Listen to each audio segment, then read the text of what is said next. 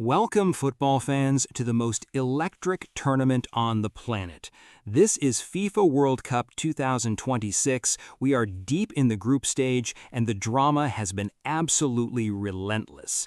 Goals, upsets, tactical masterclasses, last-minute heartbreak, and moments that will live in the memory for decades. We have got a packed show for you tonight. 6 matches to break down in full, a look at the groups, and a preview of the massive fixtures that are coming your way in the next 24 hours. So settle in, because this is where the World Cup truly begins to reveal its story. Let us start with the match that had everyone reaching for superlatives: Portugal versus Uzbekistan, and what an absolute demolition it was. 5 goals, none in reply. Portugal were simply on another level from the very first whistle, and the statistics back up every bit of what you saw on the pitch. They controlled 66% of the ball. They put 16 shots on goal. 9 of those were on target, and they were coldly, ruthlessly clinical from start to finish. The tone was set in just 6 minutes. 6 minutes, and Portugal were already in front. The opening goal arrived early. It was sharp, it was precise, and Uzbekistan's body language told the story immediately. They knew what was coming. 11 minutes later, on 17 minutes, the second goal went in, and that was the moment this match was effectively over as a contest. Uzbekistan tried to reorganize, tried to find some foothold, but Portugal's movement off the ball was too intelligent, their combinations too fluid, their intent too sharp. Before the referee blew for halftime, the third goal had already been scored on 39 minutes, and Portugal strolled into the dressing room 3 goals to the good with barely a hair out of place. The second half became an exhibition. Substitutions rotated the squad, fresh legs came on, and it made no difference whatsoever to the quality. The fourth goal arrived at the hour mark on 60 minutes. Clean, clinical, no fuss. And then, deep into the second half, in the 87th minute, the fifth was added just to leave absolutely no doubt about the message Portugal were sending to the rest of the tournament. Dominik Livakovic would have nightmares about this scoreline if he played for Uzbekistan, but he doesn't, and it was Uzbekistan's goalkeeper who faced a relentless siege all night long. The names in that Portugal lineup tell you everything you need to know. Cristiano Ronaldo led the line. Bruno Fernandes controlled the midfield tempo. João Felix drifted brilliantly between the lines. Pedro Neto caused chaos down the right flank, and João Cancelo pushed forward with the confidence of a man who knows his team have already done the hard work. Nuno Mendes was commanding at left back. Ruben Dias was immovable in central defense. This is a Portugal side firing on every cylinder, and they now sit on 4 points in Group K, second behind Colombia, who have a perfect 6.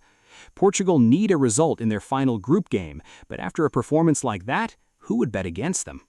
Now let us cross to Group I, because France are doing what France do at major tournaments, making it look terrifyingly easy. Les Bleus put 3 past Iraq without reply, and this was another commanding display from Didier Deschamps' side, who look increasingly like genuine title contenders with every passing game. France opened the scoring on 14 minutes, a smart, well-worked goal that split Iraq's defensive structure and gave their goalkeeper no chance. Iraq tried to stay in the contest, but the problem when you face France is that the moment you push forward to find an equalizer, you leave space in behind, and France eat that space for breakfast. The second goal arrived at 54 minutes after the break, and it was vintage French football. Composed, controlled, and delivered with an ice-cold efficiency that is the hallmark of this generation of players. The third and final goal came on 66 minutes, and that was that. Iraq registered 0 shots on target, not 1. Iraq had 4 total attempts across the entire 90 minutes, while France launched 19. Kylian Mbappé was the central figure again, pulling defenders out of position and creating the spaces that Ousmane Dembélé and Bradley Barcola exploited time and again on the flanks. Michael Olise added creativity and unpredictability every time he received the ball, and the midfield combination of Adrien Rabiot and Manu Kone gave France a physical and technical platform that Iraq simply could not match. France are now 6 points from 6 in Group I. Maximum points, maximum goals, 0 conceded. They have not been troubled once in this tournament. The worry for every other nation in this bracket is that France haven't even reached top gear yet. And when they do, and in a knockout game they absolutely will, this team has the potential to be genuinely unstoppable. Sharing the top of Group I with France is Norway, and their 3-2 victory over Senegal was the most gripping match of the recent batch. This was not a demolition job, this was a war, and Norway had to dig deep to come out on the right side of it. Norway broke the deadlock right on the stroke of halftime, 43 minutes, a goal that felt like perfect timing, the momentum going into the break in their favor. And they immediately capitalized on it. Just 3 minutes into the second half on 48 minutes, Norway made it 2-0, and it looked at that point like Senegal were about to be buried. But Senegal, led by Sadio Mane, Nicholas Jackson, and the dangerous Ismaïla Sarr, are not a side that simply rolls over. On 53 minutes, Senegal got one back, and this match exploded into life. The Lions of Teranga were suddenly alive, pressing high, winning the ball in dangerous areas, and you could feel the momentum shifting dramatically. 57% possession for Senegal, 17 total shots. This was not a toothless Senegal side. They were genuinely threatening to overturn the deficit completely. But Norway had the answer.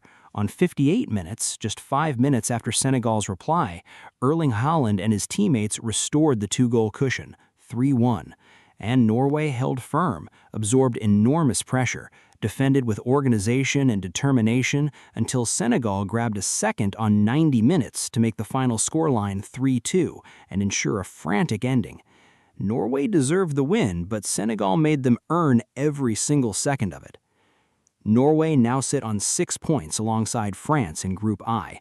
Senegal are out of the running with no points from 2 games. The Group I final day is shaping up to be a titanic clash between two sides who have both been brilliant so far. Now to Group J, and a statement from the world champions. Argentina were not at their most flamboyant against Austria, but they got the job done with 2-0. And in tournament football, getting the job done is exactly what you need to be doing in the group stage.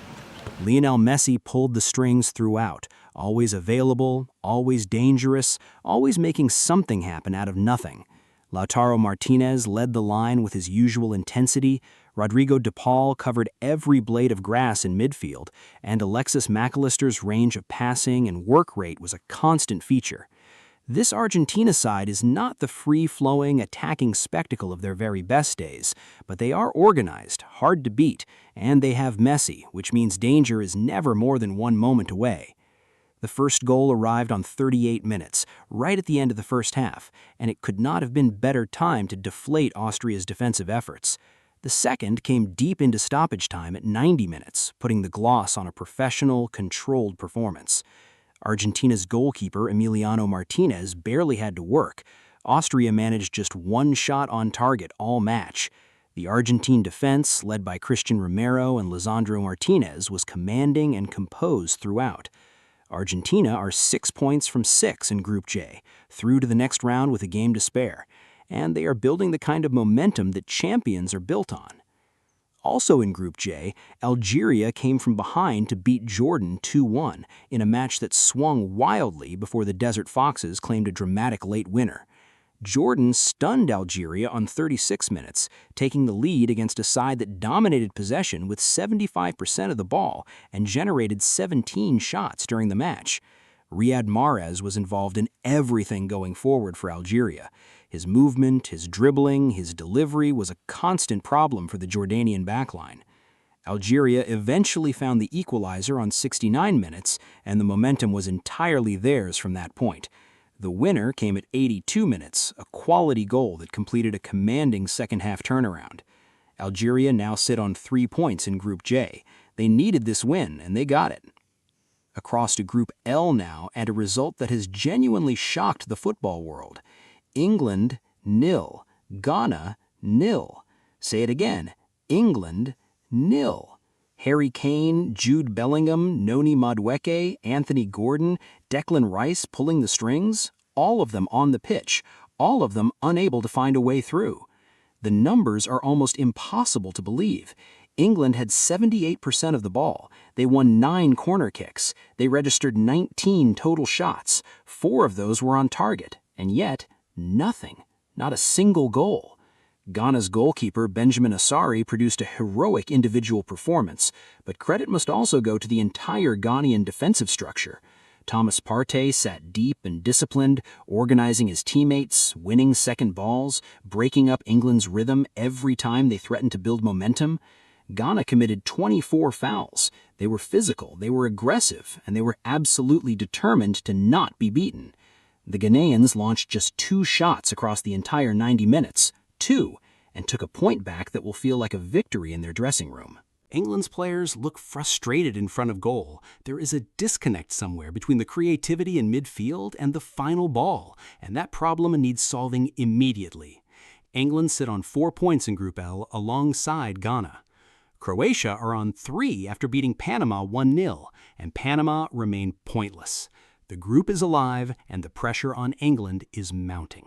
Croatia's win over Panama deserves its own moment. It was hard-fought, tense, and decided by a single goal in the 54th minute of the second half. Luka Modric continued to conduct the Croatian midfield with that legendary authority and composure. 40 years old and still pulling the strings at a World Cup. Mateo Kovacic added energy and quality alongside him. Ivan Perisic pushed forward with purpose, and Petar Musa was lively in the attack. Croatia had 58% possession, 3 shots on target, and ultimately 1 more goal than Panama. That was enough. Croatia are 3 points, still very much alive in Group L. And then Colombia, grinding out a 1-0 victory over Congo DR that might have looked routine on the scoreboard, but absolutely was not. Congo DR made this extraordinarily difficult.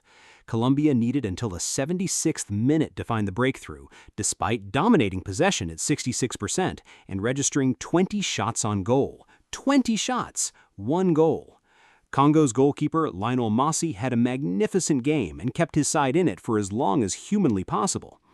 Luis Diaz was Colombia's most dangerous weapon, driving at defenders, creating spaces, demanding the ball in tight situations. James Rodriguez orchestrated beautifully from deep, his vision and his range of passing consistently finding teammates in advanced positions. But the Congolese defensive structure, built around Chancel Mbemba, Aaron Wan-Bissaka, and Axel Tuanzebe, was resolute and disciplined. Congo DR's UN Wissa and Cedric Bakambu caused Colombia problems on the counterattack, and this was never the comfortable evening Colombia would have hoped for. But the goal came on 76 minutes, and Colombia held on. 6 points from 6, top of Group K, perfect record, and they are through to the knockout rounds. So, here is where the groups stand right now as we look ahead to the next wave of fixtures that kick off in the coming hours. In Group B, Switzerland and Canada are level on 4 points each, and tonight they play each other in a match that will go a long way to deciding who tops the group. Bosnia and Herzegovina face Qatar in the simultaneous fixture, with Bosnia in desperate need of points after a difficult start. In Group C, the night brings one of the most anticipated matches of the entire group stage so far, Brazil versus Scotland. Brazil enter this game with 4 points, and Morocco matching them at the top of the group also on 4. Scotland are on 3 points from 2 games, and they need a result. The odds are stacked enormously against them, but this is a World Cup, and on a World Cup night, anything is possible. Scotland will need the performance of their lives. Brazil, under pressure to deliver after a draw in their opening match, will be targeting a commanding win to assert their authority over the group. Morocco face Haiti in the other Group C match playing simultaneously. Morocco had been strong throughout this tournament, organized, physical, technically impressive, and Haiti will need a miracle to take anything from this fixture. Mexico against Czechia is a clash that matters enormously for Group A. Mexico were already sitting on 6 points at the summit, having won both of their opening games. Czechia have just 1 point after a draw and a loss. For Czechia, this is do-or-die football. South Africa and South Korea play the other Group A match simultaneously, in what shapes up as an absolutely crucial encounter for both nations. And looking even further ahead, Germany face Ecuador, the Netherlands take on Tunisia, Japan go up against Sweden. The tournament is building and building toward what promises to be a spectacular conclusion to the group stage. This is the FIFA World Cup 2026, and we are just getting started. The beautiful game is delivering everything we dreamed of. Shock results, iconic performances, tactical battles, individual brilliance, and the kind of drama that only football at its absolute highest level can produce.